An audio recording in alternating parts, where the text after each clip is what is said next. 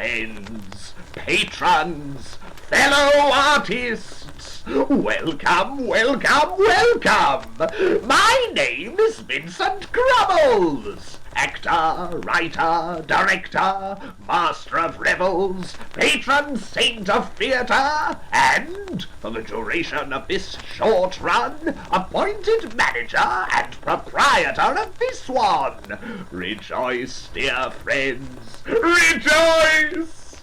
I'm sure you've noticed some of the adjustments I've been exacting on your playhouse, improvements as I call them, to make myself at home. It's a little more in line with the theatre that I'm used to. The theatre that prevailed in the days when Victoria reigned. For compared to the soulless, money-chumping monster so many know and loathe today, the Victorian theatre was a vastly different commodity. It was a fairy tale palace, bohemian brothel and wild, fantastical menagerie, all at once. A strange world dominated by flashy star vehicles and tremendous egos. One could see William Macready as Lear, Edwin Booth as Hamlet, Henry Irving as Shylock, Vincent Crummles as Bishop Waldorf XVIII in the Crummles family touring production of The Singular Circumstance of the Country Squire, and the buxom minister's daughter. It was a privileged time to be a theatre-goer. Yet despite such celebrated bluff and bluster, it was the 5-foot ex-journalist with the unkempt beard and extravagant taste in waistcoats who really drew the crowds. Charles Dickens, the greatest reader of the greatest writer of the age. Dickens was the merry hobgoblin to the matinee idols. His acclaimed public readings consisted of no more than inkstands, scattered papers, and his naked self. He outclassed the professionals by what seemed sheer impertinence. Without recourse to the least artifice, he emerged an absolute actor, likely to become one of hundreds of characters at a moment's notice. Thousands flocked to see the most famous man of his day perform in person. He toured England, he conquered America, even hastened his death with a rather too vigorous recreation of the Sykes and Nancy murder from Oliver Twist. Yes, the public readings of Charles Dickens, perhaps the greatest of all lost theatrical experiences. Tonight, ladies and gentlemen, is my bid to reclaim them. Who knows? If you are in sympathy, perhaps we shall even succeed in raising a few ghosts.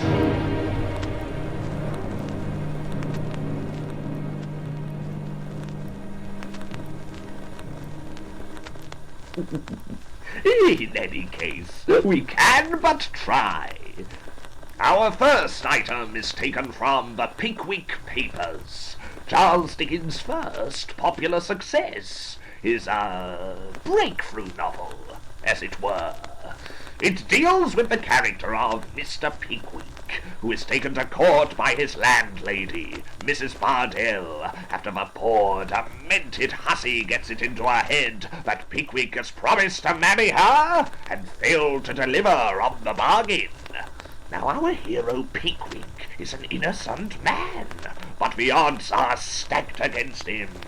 As with all the best melodrama, he is beset by a pack of irredeemable and bloodthirsty villains, each one of them playing on feminine sensitivities in aid of the master passion gain.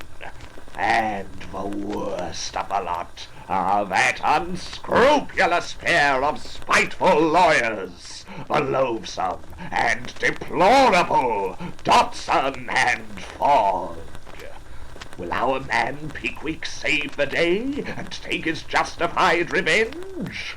Or will he end his quest in the debtor's prison, disgraced and destitute? Ah, we shall see. We shall see in a very little time from now. Very little indeed, ladies and gentlemen.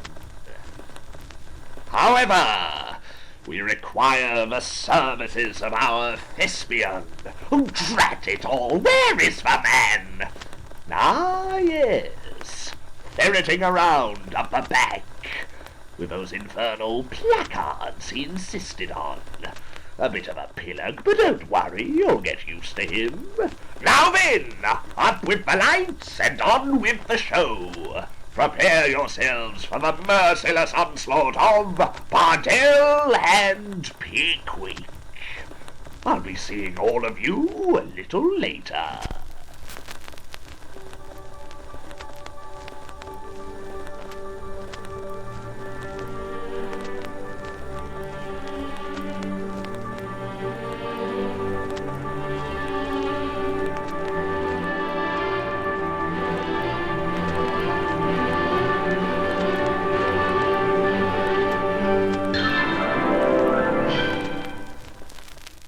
Of all the disgraceful and rascally proceedings that ever were attempted, this is the most so. On the morning of the great trial for breach of promise of marriage, Bardell against Pickwick, the defendant, Mr. Pickwick, stood up in a state of great agitation and took a glance around him. The whole, to the great wonderment of Mr. Pickwick, were chatting and discussing the news of the day in the most unfeeling manner possible, just as if no trial at all were coming on. "Silencing court!" announced the entrance of the judge, who was most particularly short and so fat that he seemed all face and waistcoat.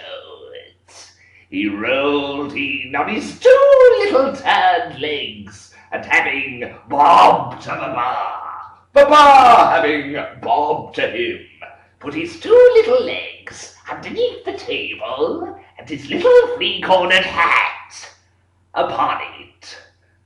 A sensation was then perceptible in the body of the court, and immediately afterwards, Mrs. Bardell, the plaintiff, was led in a dropping state, supported by Mr. Dodson and Mr. Fogg, the plaintiff's attorneys, each of whom were prepared a most sympathizing and melancholy face for the occasion.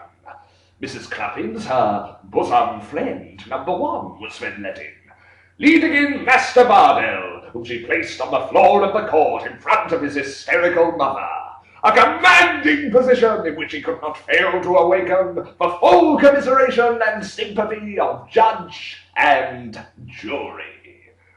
"May appear for the plaintiff, my lord,"